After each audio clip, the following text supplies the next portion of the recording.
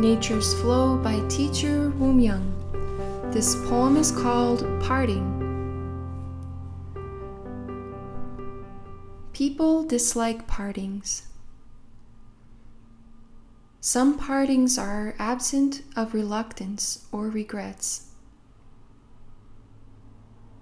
There are partings in which one has had to say farewell to a person he should not, only to live pent up with heartache. To part with someone who has helped you and loved you is indeed heartbreaking.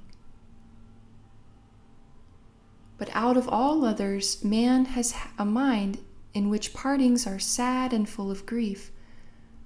The most important thing in the world for people is to eat and live, and so they scatter here and there in pursuit of this, only to be left with heartbreak, and thus becoming a heartache to one another. They are never able to forget their love. They bury it in their hearts and live their lives in utmost longing.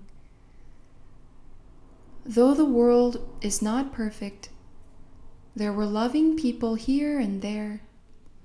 It is on the warmth of love that man lives.